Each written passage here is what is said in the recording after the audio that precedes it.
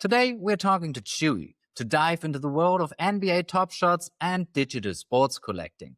We will find out how he got his nickname, what makes collecting so special to him, and discuss why he believes that digital collecting is here to stay. What is like your main focus of the collecting hobby?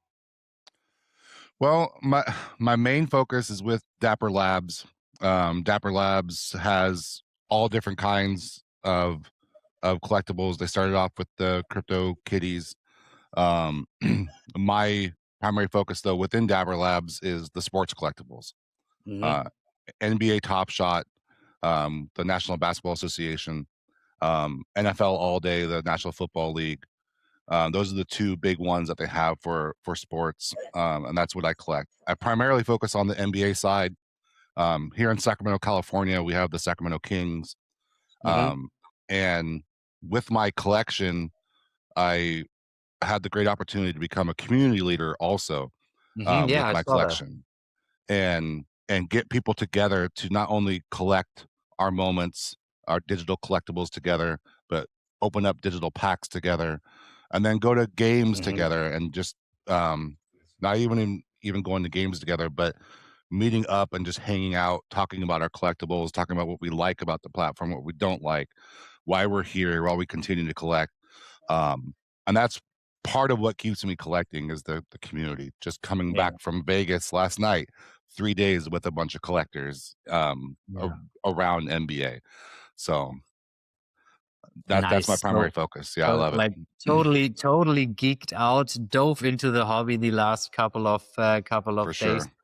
Nice. Yeah. I mean, I think like the one of the most important parts for me as well is like the community, because we've spoke about it before we hit the record button. There are so many amazing people in this community, and yeah, it's just awesome to hang around with those guys, because most of them I personally would have never met if it wouldn't be through like the same passion for a specific project, a specific style of collecting. But you've mentioned NBA Top Shot. Give Mhm. us give us like a quick rundown for those who don't know what it is and what excites you most about it. Sure. Um, so NBA is a global product. There's not teams that are global, but there's players that are global. They're in Japan, they're in the UK, they're in Australia. Um, some of the players go over and play overseas and then come back. So the NBA itself is well known globally. Hmm. Um, as far as the product, there are global collectors as well. I've met people from the Philippines, I've met people from Australia, UK. Nice. Um, Not yet from China. They haven't opened it up there yet. We keep talking Hmm. about when if they ever will, but we'll Hmm. see. Um, but yeah, it started off in like the late 2020. I joined in February 2021. My local sports radio on the AM FM radio station talked about Hmm. people that were buying these digital collectibles. I had no idea what they were talking about, Yeah. and they were buying a pack for $3 or something like that and flipping Yeah. it for $100,000. And that's bizarre. What are they even talking That about? sounds like a scam. Right? Yeah. Yeah. Um, but it was somebody that was not in the space, but in the NBA space, a local broadcaster who I had met in person at Sacramento Kings games here. Like he wouldn't be putting his reputation on the Hmm. line Hmm. on live radio wavelengths talking about Hmm. this, right? If he didn't have some kind of credibility in what he was talking about. Yeah. So I looked into it. I knew about it in December, but I didn't sign up. I really wish that I had, because I probably could have Hmm. made some of that big money. Yeah. But I did my DYOR, do your own research, and took time before I signed up in February of it. Um, Bought some players that weren't even Kings players for way too much money. I look back on it now. Learn about what these digital collectibles were. Hmm. One of the unique things, and I know you had said, like, if I start to dive too deep into certain things, it might go over your head a little bit, but like during I COVID try to year, stay with you here. sure. During the COVID years, um 2019, 20, 21, the NBA players went to Orlando, Florida to Mhm. play in a bubble. They confined it in a quarantine so that the players could play Mhm. in a very confined area. And some of the first moments on NBA Top Shot are in this NBA bubble with no fans, Mm. very, Mhm. very limited people, just the coaches, the assistants, trainers, and the players, and whoever they needed for like medical purposes or whatever. Yeah. So seeing that on the digital highlights, and it's things that you wouldn't be able to get like on a card because the pictures and everything were very limited, right? Mhm. Um, so having those bubble highlights was that was something that kind of drew me in. It was like, that's pretty cool. Yeah. On top of that, they had these huge fan head screens on the side to make it Mhm. look like there was fans watching. So Yeah. you could tune into a live stream like you and I are right now, our two screens, but that was, I don't know, 5 feet by 5 feet on screens along Mhm. around the court, right? And you go into those early moments on Top Shot and you can see everybody's big head up on the screens as Mhm. players are playing. Yeah. So if you know what game you were on that screen, you can go and find a digital collectible with your head on it and collect that. Nice. And Mhm. I have some of those, right? Okay, cool. And Such a that's nice not memory though. yeah. Yeah, that's something that I could never have done maybe with cardboard cards, playing collecting Mhm. cards or whatever.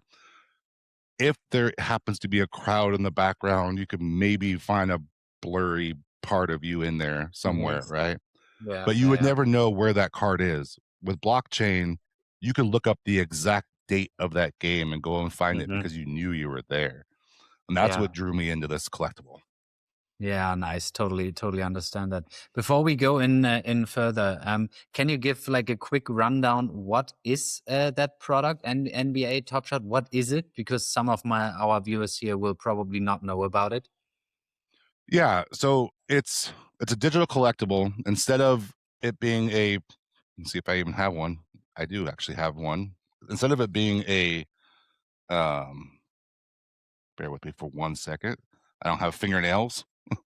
Instead of it being a digital card like this, or instead of being a cardboard physical card like this, let's say this player, Keegan Murray, who's on the Kings, it's an actual play from the NBA, from a game. So Mhm.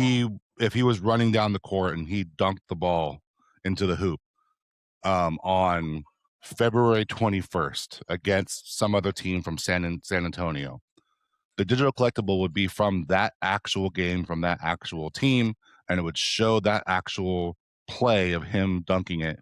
And it would usually have 4 or 5 different angles. It would have Mhm. from behind the hoop angle, it would have sidelines, it would have the celebration of the player when he does something cool, or it would have the bench and his teammates celebrating with him. Mhm. Um, it may have some fans in the background celebrating as well. So it brings the whole experience of that together, something that cardboard doesn't always do, right? Mhm. Yeah, yeah. And they call it a moment because it's a moment in time. So when you collect that digital collectible, it's a moment and it's minted on the blockchain just like any other NFT. And it has a Mhm. serial number. Um, it may be a one of one, or it may be out of 60,000, right? So those are very common moments. And then you can have Mhm. rares. You can have rare moments. You can have legendary moments that are less common and more valuable, just like collecting any kind of physical or digital collectible, whether it's an NFT or a physical item. Yeah, yeah. One critique point I've heard back then was that there are like so many moments, and also said like, okay, one from the bench, one from this side, that side, from back at the hoop, etc. Mhm. What is like your take on the, I would say, mint size of those collectibles? Yeah. So after when NBA Top Shot peaked in Hmm. summer of 2021 and maybe going into 2022, they felt that I don't want to speak for Dapper Labs, but what it seemed like they were doing was there was a lot of demand. Yeah. People were referring a lot of people. I think they at that time they even put out a referral link so I could give out my own link to get you on the platform, and Hmm. I would get a $5 credit and you would get a credit, and so we were signing Smart everybody up, marketing, right? right? Huh? Smart marketing. Yeah, very smart marketing. And it wasn't a withdrawable amount. It was money that was going to go right back into the system, right? Hmm. So that they felt that the demand was high, and that's why they upped the mint count. It's Hmm. it started off in the under 5,000 mint count, and then it quickly went to 35,000 to 40,000 to 60,000. Yeah. And now I believe the highest mint count is at 8,000, which is for the a base set common, which is like the least known player, the least Hmm. collectible, kind of the bargain bin kind of player, Hmm. um, and that's the highest that it will get now. And even Yeah. that people will say is a little bit too high. But they introduced burning, so you can Nice. burn that mint count way down. So a Yeah. lot of those 8,000 mints are down to like 3,000 now. So Hmm. Yeah. Funny because like I mean I've told you and my viewers know I come from the Veve world, and back in that time frame like 2021 we had print runs with 60,000 editions. For example, Marvel Comics #1 dropped with 60,000 editions, and same arguments in our community. Mint run today way too high, but they adjusted, and now we have like comics with a print run of maybe 10,000 or so. And even then, same argument as you made. Some will complain that it's yeah, too much. And I mean, they are not particularly wrong. It's maybe too much for the current market size and right, current community size. But if you look out further, I mean, you and I probably both would agree that digital collecting has a future. I mean, not all projects will have a future, but digital collecting as a whole will have a future. And as soon as like more people come in, those print runs of on your side 3,000 maybe are slow. I like are really low at some point, because like when you have 300,000 people wanting 3,000 editions, just as an example, that's pretty scarce. hmm Yeah. yeah, and, and and especially when you had people all over the world collecting this at one point, and there still are, um, Hmm. but I think they should have gradually inclined, or maybe just stayed at a certain point for a little while to have a larger sample size to Hmm. see what the true supply and demand was, right, before Yeah. ramping it way up, um, and get that word out there more. But all of us NBA sickos, as we call ourselves, we're Hmm. still around. We're the ones that are still collecting this product. We're the ones that are still supporting it. Um, and because we are, when a lot of people have left the product, because we're still in it, they listen to the community. So when we Yeah. say we like As this, they should. we don't like that, or Hmm. hey, you took that thing away and that was really important to us. Yeah. They'll either explain why they took it away or why they can't put it back, or they'll work their way to put it back in. Hmm. So that has been great the last few years. They're constantly innovating, they're constantly upgrading, they're constantly changing things, sometimes not so for the good in collectors' eyes. Hmm. Um, but we quickly get over it because the good that they put into the product outweighs anything that they change that may be frustrating, right? Yeah. Yeah. Yeah. Totally get that. Um, but like your, I would say, hardcore passion for basketball must be, or must have started earlier. So get us back. When did you become a basketball fan? So just basketball, I'm not NBA Top Shot. Um, Hmm. you're gonna age me. Um, the Sacramento Kings came to town here in 1985, Mm-hmm. and I went to my first game in 1989. Mm-hmm. So I've been going to games since then, and our team has not been that great.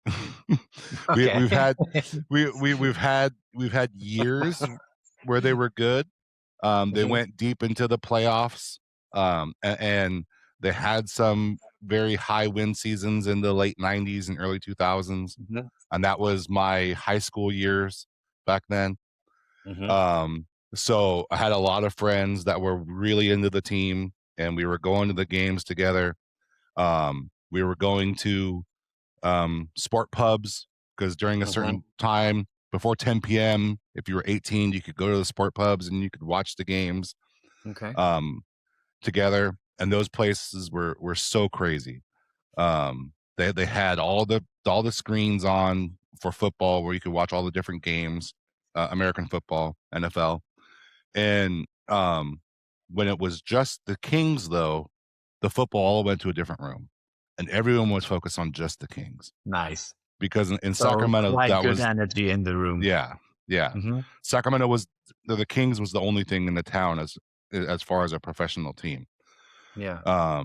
We had the WNBA, which is a women's team, and Mm-hmm. actually they're the only one that has won a championship for Sacramento, and now they're not around Okay. anymore. Yeah. Yeah, and we don't have them anymore. Um, Okay. but it again, like just like the collectors community that we have with Top Shop, the community of the fans with Sacramento um, is what has kept me a fan of the team and wanting to collect. Because even when we were winning 10 or 20 games out of 82, we were still selling out the arena. We were still going there and Okay. cheering on our team, and we were supporting each other while we cry, or we were supporting each Yeah. other while we celebrate, one or the Yeah. other, Yeah. right? And when I was a little kid, as throughout high school or whatever, I was always quite large, Mm-hmm. and I wanted to play basketball, but I could never really make a team because of my athletic build. Yeah. Um, Yeah. so they pushed me towards football, so I played football and I was in the band. So my love for basketball, watching and collecting, came from not being able to play it. Mm-hmm. Yeah. Yeah. Totally understand that. I mean, that's so cool to hear, like that it goes like so far back, and still, I mean, I can still see you. I mean, don't get this wrong, but when they are losing, I can still see like you're such a huge masculine man, and I can still see how you're like, oh shit again. Right. Yeah. So awesome. Thank you for saying masculine and not, fluffy. Nah, I mean that's definitely a masculine build, so all good. Sure. Um, and nowadays you visit like the games with your children, or aren't they Yeah. into? My son, my 14-year-old son is very into it. Actually, I took him with me to Vegas for the first time this past Mhm. weekend. He's old enough to experience it.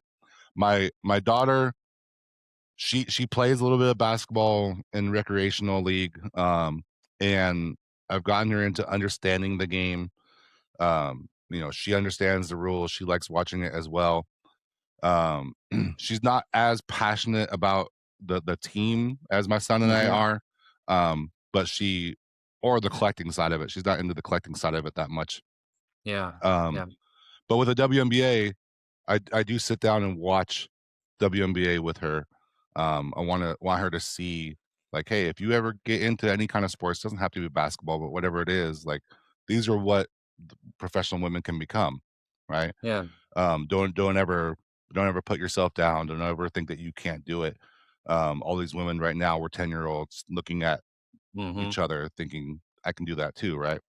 Yeah. Yeah. And maybe someday I'll collect your digital collectible on NBA Top Shot.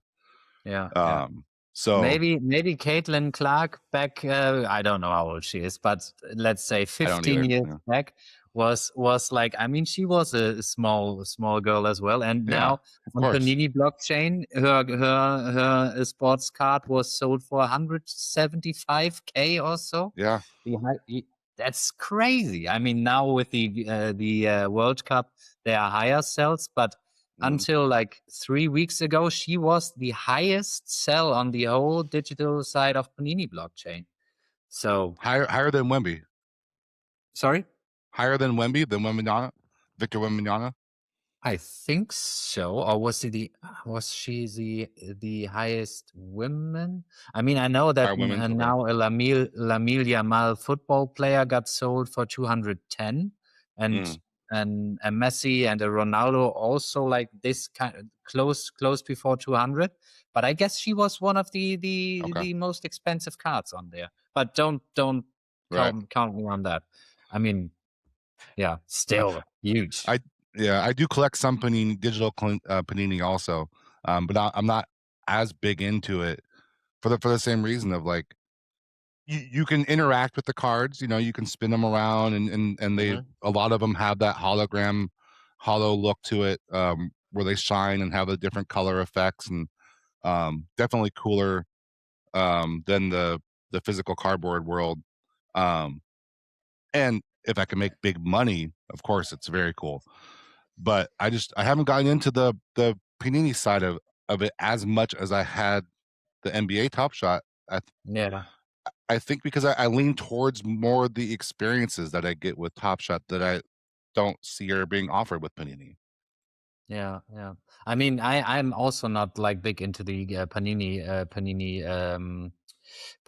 community. I mean, I see stuff now because we had one of the community members NFTs every day Oh yeah, on our show. Yeah, and he like explained the world of Panini to us. That was like really interesting, and I see and then I followed a few people from that community, and now I see like lots more content from that side. And it mhm, seems like that this is also like a really passionate community. But for me, for sure. honestly, I'm a normal guy. I have a normal job, and like I have to concentrate on like one or maybe two things because otherwise I run out of money too quickly. I can't play in all the different community. It's just not possible money wise. So Right. I definitely stay on the Vv side because I grew up in that community kinda, and then I look here and there and maybe buy one or two pieces from other communities, but still mainly I have to focus. I mean, I would love to branch out in all the other fandoms, but yeah, just not possible. Um, we spoke about like the highest sale on or one of the highest sales on the Panini blockchain. Like, Hmm. what were like the most notable? Is that the right English word? I'm not 100% sure. Yeah. Notable. Notable. Yeah, the Yeah, you most got it. notable moments and sales on your side of the hobby. Personally, Both. I mean, I would okay. like to hear both. Um, I I don't remember the exact number for not myself, Hmm. but I think there's been LeBron James. He's Yeah. the most I mean, popular, biggest player. Um, he's had some that have gone for 250,000 or more. Um, yeah. there's been the Wemby one of one that has gone for around that $100,000 or more as well. Hmm. So there's never been $1 million sale. I don't think. Yeah. Hopefully Roham, the CEO of Yeah. Dapper, if he hears this, isn't getting mad at me if there has been $1 million sale. Um, which would be a huge deal if there was, right? So I hope that I'm not forgetting that. But there's been plenty of six-figure sales with Hmm. Top Shot, Hmm. um, and definitely in other areas of Dapper Labs. When you look on the NFL side, the Crypto Kitties side of things, Hmm. um, Disney Pinnacle now also they have that's getting huge now. Is Hmm. Yeah, I their heard that. Disney pins? There's huge sales on that and also. So personally though, um, this this season has been some of my biggest sales. They introduced parallels Hmm. this year in probably the best way that they've done so far. They've had parallels in the past, but it was on the common end. So you had different mint counts for the commons, and they had some different parallels for some of the rare moments, but they didn't really promote them as well. Maybe intentionally, they just wanted to kind of mingle them in there to see how people would react to them. This year, they did really well with the parallels, both on the common sets and on the rare sets and the legendary sets. And to explain, just in case anybody doesn't know, those are different tiers of the collectibles. So, and within that, you would have some that are one of ones, and they would have different borders, and the borders would interact differently, and even have different angles or views of the moment that weren't in the other one. Or they would have digital autographs that were Oh, nice. inscribed by the player that the Nice. other Okay, parallel, that's pretty cool. yeah. And it wasn't just an autograph though; it was an inscription as well. So if it was their first shot ever as a rookie, it would say his name that he signed, and it would say my first shot that he wrote. Okay. Right. Yeah, I got it. And here in Sacramento, I don't know if this is globally done, but here in Sacramento, on their arena, they have a huge purple beam that shoots out. Micah, did you forget? Hello. No worries. They have a huge purple beam that shoots out the top of their arena when they win, and you can see it from the airplane when you fly by it, if they happen to have won when you're in a plane. So on one of the moments that you can collect in the parallel, Kings fans, we chant light the beam, light the beam, light the beam when they are going to win a game. And one of the players signed it with his name and signed light the beam. So to Kings fans, that's huge to collect, because that's like that's our motto right now. The last few years is chanting light the beam, right? So that's the kind of thing where if we went and found a player or an actor or an actress or whatever, and you wanted to have them sign your card or sign a picture of them, and they personally signed something to you that was important or was something that was said in a movie, right? A quote or something like that. That makes that collectible that much more valuable, because it has 100%. something, Totally right? get that. So I pulled a moment. It wasn't a Kings moment. So to me, it was, all right, I'm going to sell this so that I can invest somewhere else. And it was a one of one LeBron James Omega fandom moment, which is kind of a mid tier. It's not a legendary, but it was a one of one. And it was from his playoff game, and sold that for $1,800 US. Yeah. Not a huge sale, but to get it from like a $10 or a $20 pack. I mean, 118x, no, 180x. Yeah. I mean, I take that all day of the week. Yeah, for sure.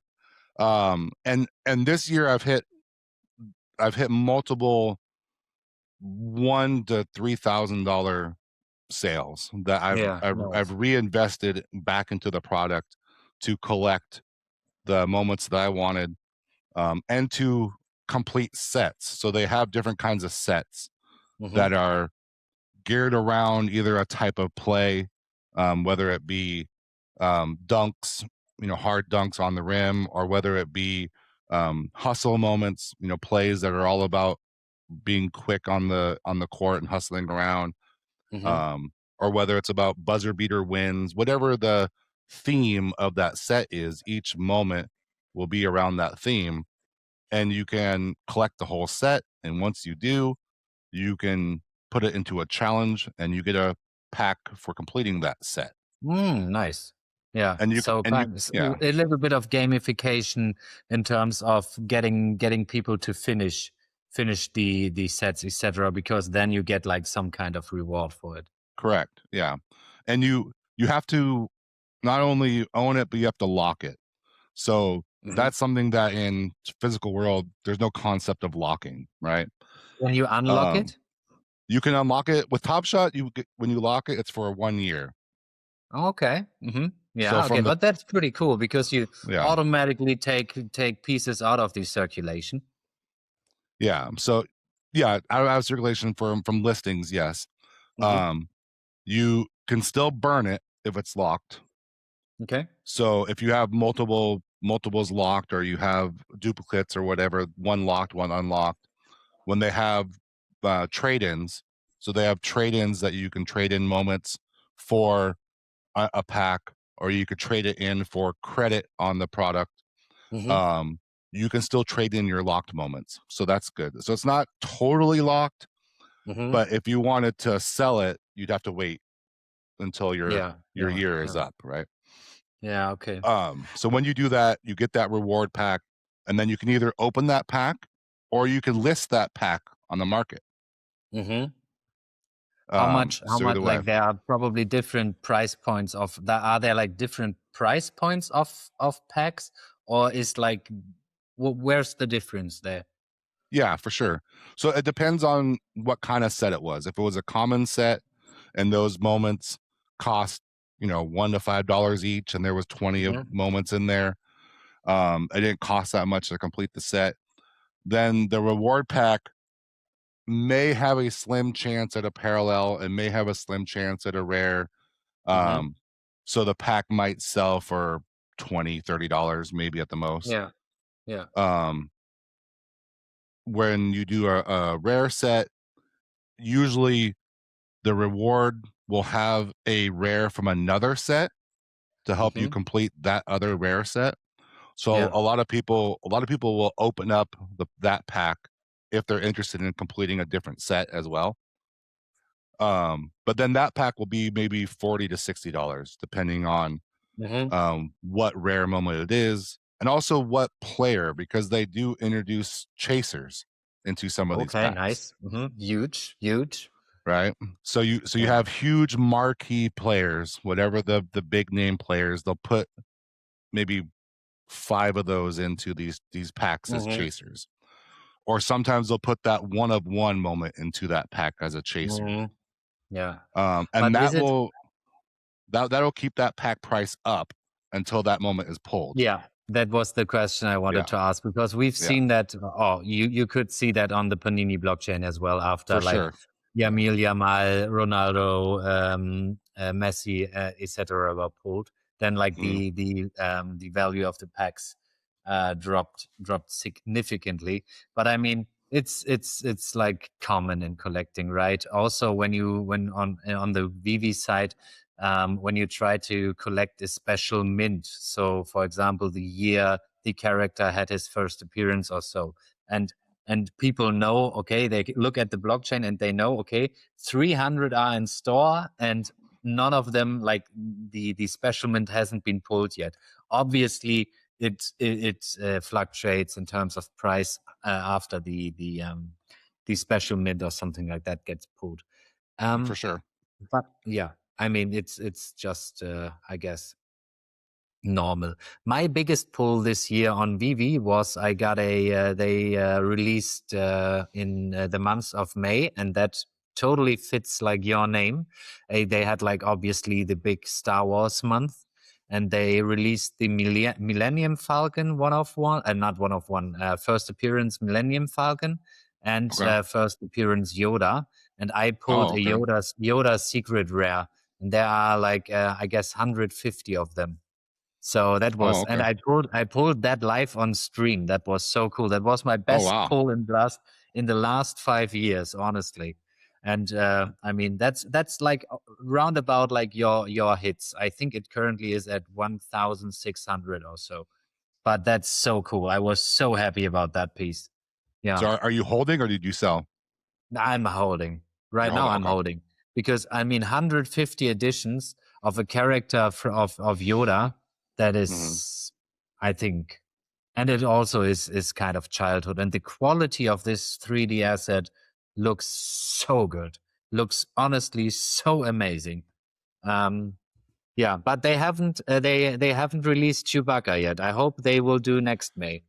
Chewie gets no love. Yeah, but there The are a lot of people who really want to see him. Yeah. On the Disney Pinnacle side on Dapper, there are some Chewy collectibles, but he'll maybe have which makes it more rare, I guess. You know, if you look at it from that point of view, Yeah. it makes his stuff more rare. But it also, if you just want to collect him and you just want anything Chewie, the cheapest thing is like $20. Yeah. Like I can't even collect a $1 Chewie thing because I just want to have a Chewie collectible. I do have some, right? I sold some of my NBA stuff to go buy a Chewbacca Disney Yeah. Pinnacle. Yeah. Yeah. And that's the great thing about Dapper is that all their products are connected with the Dapper credit. So if I sell NBA, if I sell NFL, if I sell any of the other products, I can use that credit to go and buy Disney and vice versa. It's all Mm-hmm. across the board. Yeah. It's all in my wallet. So you're speaking of Chewie, I can pull out some of my Chewbacca stuff that I have. Yeah. My First of if you'd like. all, would you like to explain how that nickname came together? Well, let's see if the noise cancellation doesn't cancel it out. So my 8th grade year, whenever that was back in time, I was at a summer camp and sitting on the deck, and I go and stretch and I yawn and I kind of make a growl sound stretch. And my friend looks at me, he's like, dude, that sounded like Chewbacca. I'm like, no, it doesn't. Yeah. Okay. Nice. You know? And Yeah. I'm like, I was just stretching, you know, I'm just being loud and Yeah. stretching. He's like, no, that really sounded like Chewie. I said, all right. So then I just practiced it for the whole summer, trying to figure out how I made the sound. Mm-hmm. And I perfected it pretty well to where I'm able to do a pretty good Chewbacca sound, and different Okay. variations of Chewies. Yeah. Um, when I'm recovering from being at Vegas, it might not sound so good or over the sound if it cancels Yeah. it out. But I can try to do it now and see if it comes through. 100%, please. So let me pull this away, see if it doesn't pop it. Let's go.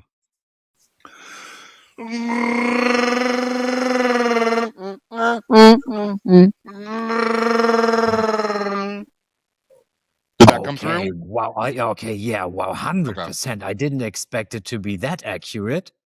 Does it? Okay, good. Okay. I All right. got it. Nice.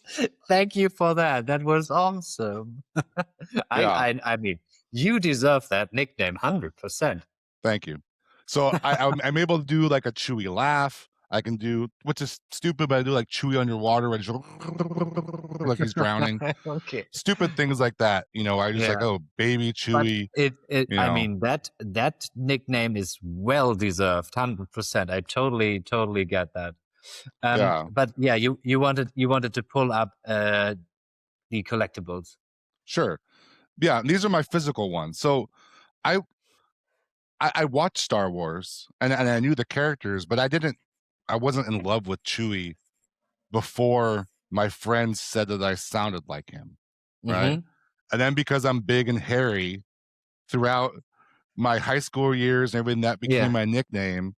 And in high school, you're walking through the hallways and you do that Chewy sound and it echoes throughout the whole hallways. Mm-hmm. So it has carried with me, and that became like why I started collecting Chewbacca stuff. So I would go to the flea markets or the I don't know what they're called. The what's another word for flea market? Do you know what a flea market is?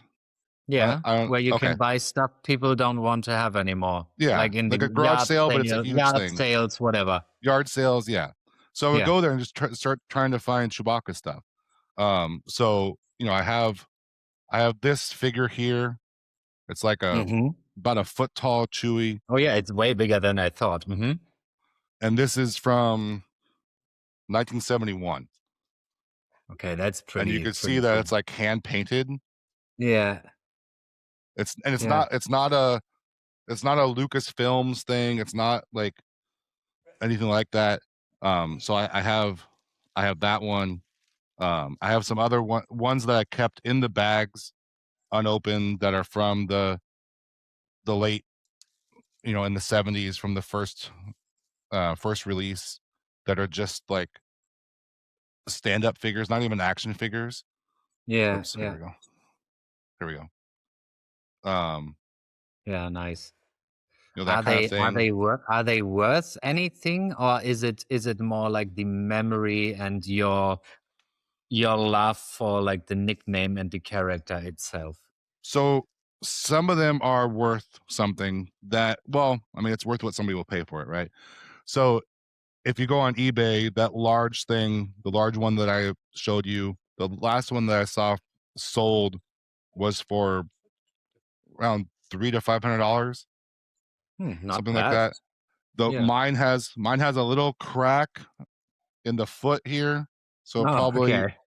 probably, and that's probably why it was at the flea market. So maybe it's. I mean, I bought it for $50 at the flea market, so Yeah. we'll see. Yeah. I mean, that's probably a piece you don't want to sell either, right? No, but if I needed to, and somebody was going to offer me $300 when I bought it for 50, I might sell it. Yeah. Fair. That kind of thing. And the other one that I showed you, the little one, like these kind of action figure ones that I kept in the box, those ones probably aren't worth that much anymore. Hmm. Um, and like some of these ones here that aren't in the box anymore, I just Yeah. bought Yeah. like from a reseller or whatever. They're probably not worth that much more, but some of them, just like the digital collectible, they were a limited time release. Hmm. And Chewie isn't as popular as Yoda or as Luke or as Yeah. Darth Vader or some of those other ones, right? So Even they though took, he's one of the coolest characters, and I mean, yeah, most of the people who like at least know a little bit Star Wars know him as well. I mean, I could probably ask my girlfriend, and she wouldn't know who Chewbacca is. yeah, and so that makes it a little bit more valuable. When they take stuff off the shelves and they don't sell it anymore, makes it harder to find. Hmm. Um, and I met Peter Mayhew, who was the guy that originally had played the original Chewbacca, Hmm.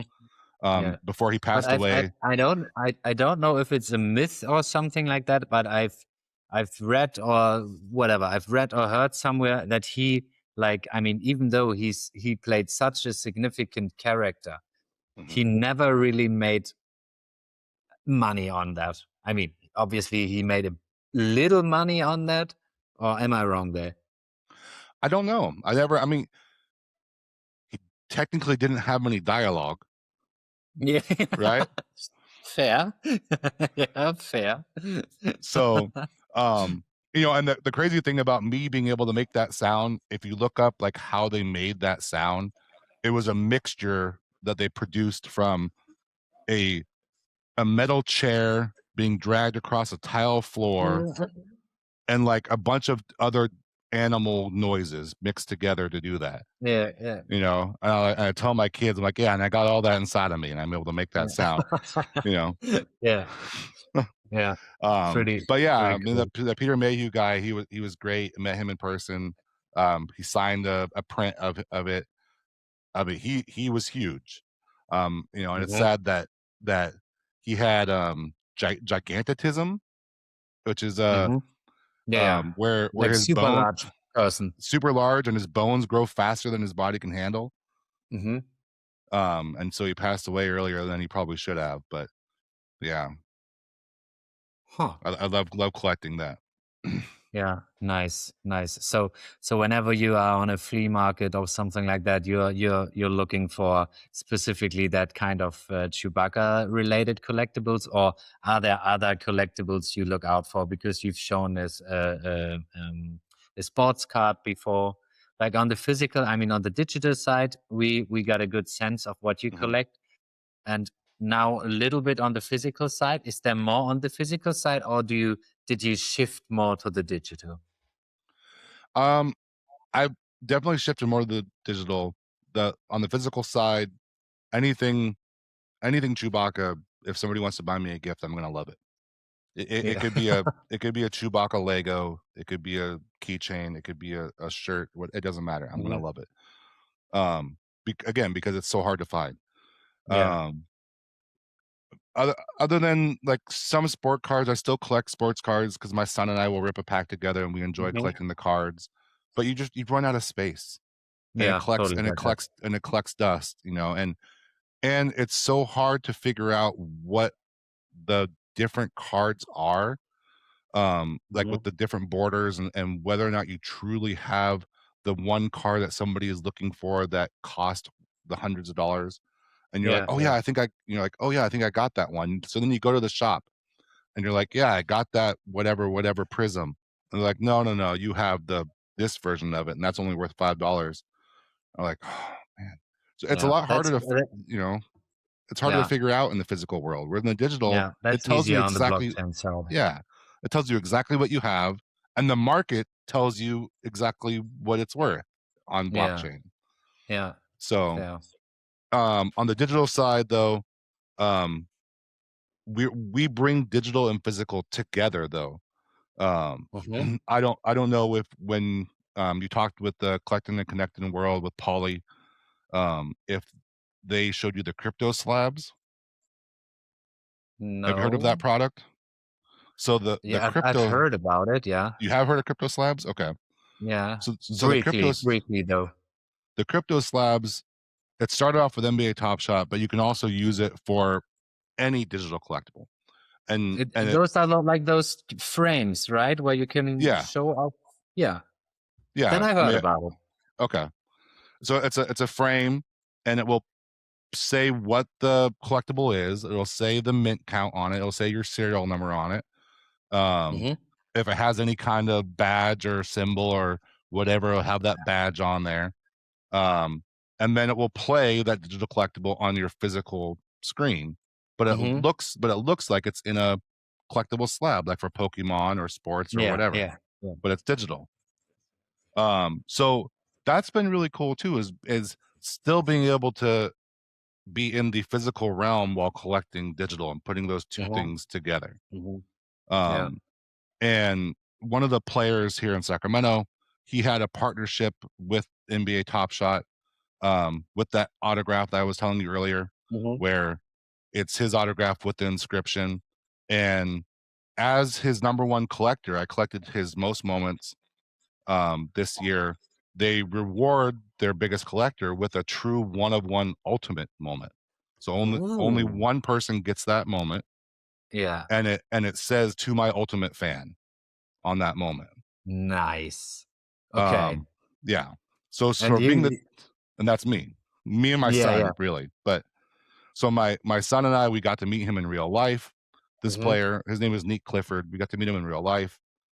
He was on digital pack breaks where Hmm. they open up a whole bunch of different packs, on a live stream like this, and you have 30 NBA teams, and people get randomly assigned a team, and whatever moments come from that team, you get all those moments. Hmm. And the player was on the stream with the NBA Top Shot community leaders, ripping the packs, and my son and I got to be on screen with him, talking about the Nice. Kings, talking about his collectibles. Yeah. Um, and so just those are the kind of experiences that keep me in NBA Top Shot, and not so much in the other digital worlds because of those experiences that are being offered. Yeah, I mean that one of one that definitely means something. So that's Yeah. so cool, such a cool story. And I mean, maybe one day you will give this to your son when, I mean, over time, obviously. So that's one you have in this digital slab or what the moment? Yeah. So I can show you here. Let's see if it'll come Yeah, up on hundred screen percent. well.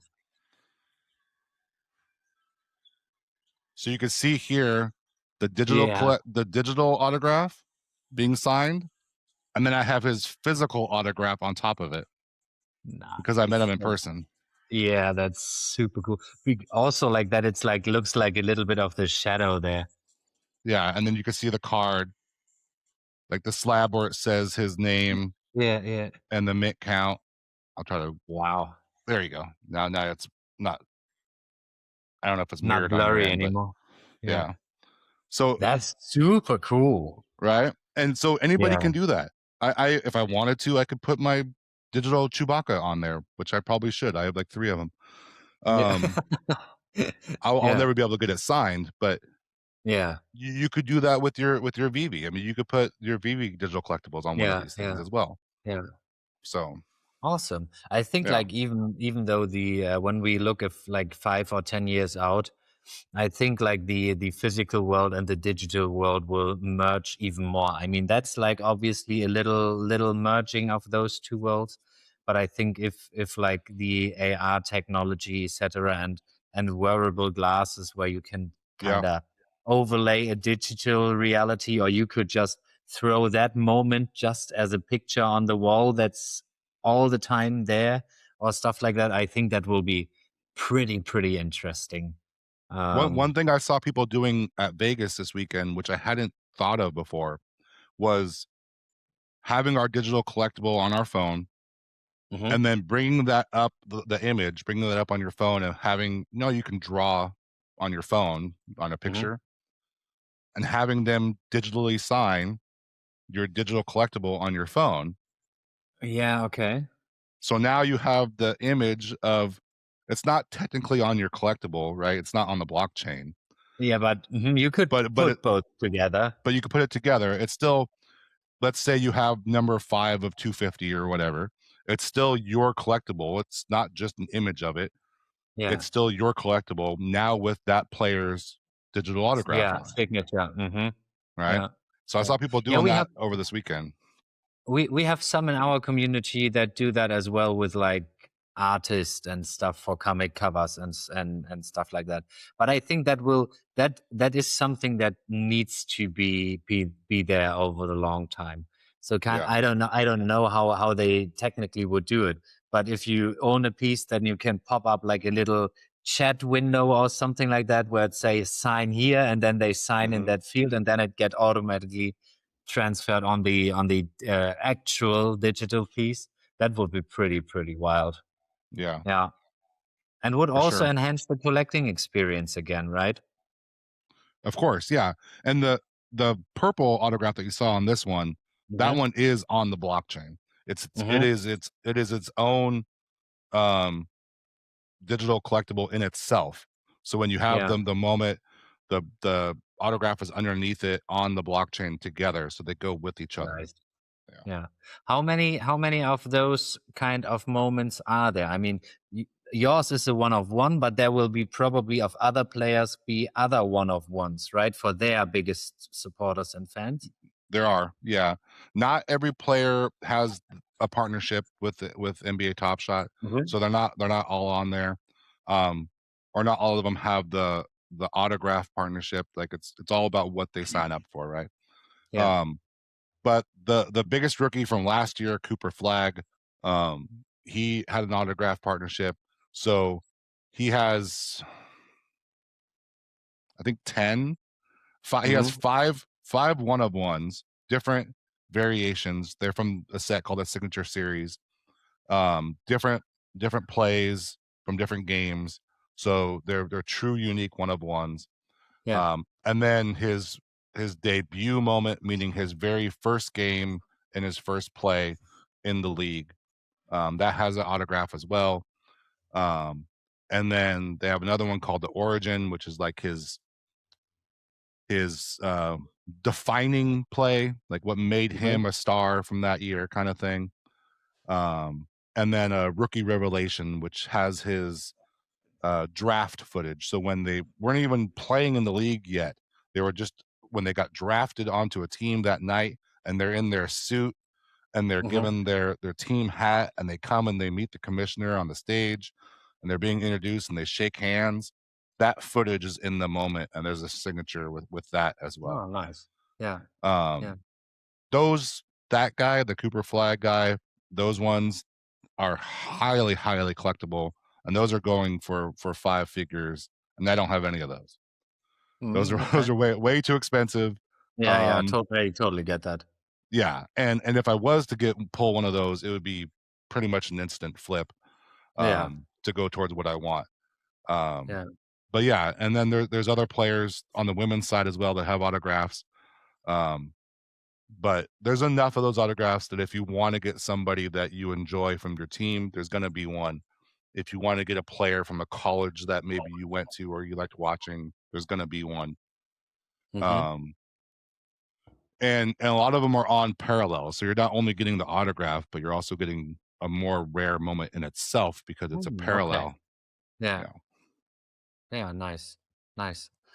Um, is there anything we haven't touched on during our discussion on like NBA Top Shot or your collecting history or story that you would like to talk about before we wrap this up here? Sure. So with NBA Top Shot, for me, it's been more about the community. It may sound cliche, or um it may sound a little sappy or whatever, but for me it's been more about the community than it has been about making money. Um I've definitely made money here and there, but then I invest it right back.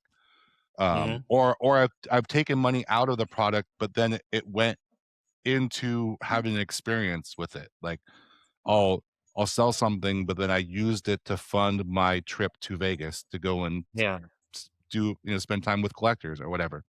So it yeah, all comes full circle, full cycle. And one thing that I never thought that I would be doing, on top of collecting, is being a community leader for a while. And NBA yeah. Top Shot had team captains, they called them. And Hmm. for a couple of years, um, they had at least one person from every single team that was in the state, and the city that that team was in, and they gave us an allowance of money to do fun events with the fans in the community from that area, Nice.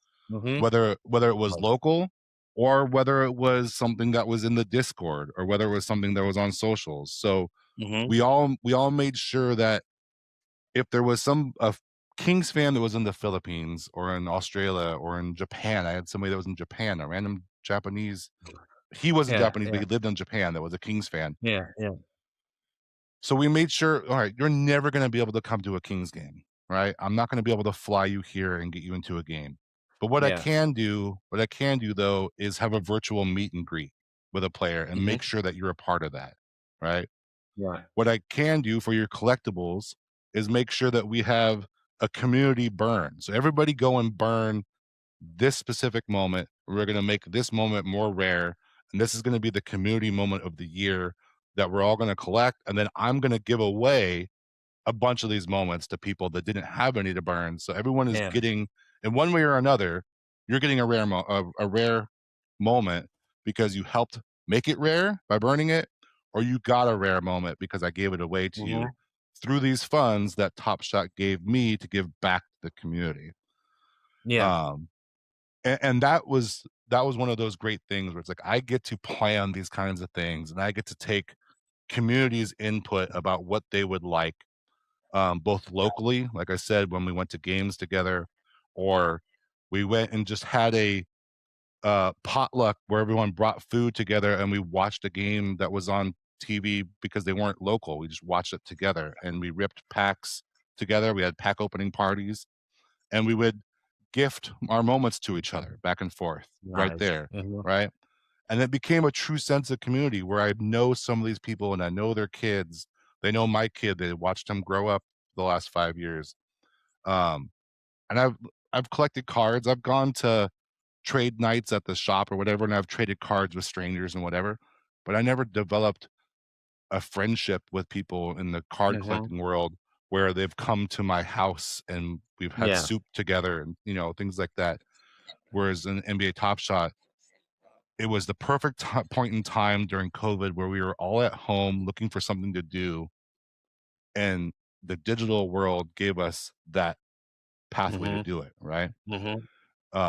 So being able to be a community leader and have people, because of what I was able to do, sending people to a game with their dad who later on passed away from cancer, and them saying that because of Top Shot giving me funds, but also me making sure that I was able to send them to a game. They got to Yeah. attend they got to attend their one and only game with their dad before he passed, because of Hmm. me allowing them to do it, right? Um, Yeah, so that has that's pretty special. yeah, that has nothing to do with the actual collectible, but it's collecting the Yeah, memories and experience through our collectibles. yeah, So yeah. that's what keeps me involved, and that's what I hope that we can continue to keep NBA Top Shot as a product, and hopefully either retain the people that we have, bring back the people that have left, and sign up new people because of things like that. I couldn't have ended this conversation better. Thank you that you've took your time out of the day here and like got me into your head, into your collecting experience and my viewers obviously. That was awesome. Thank you so much, man.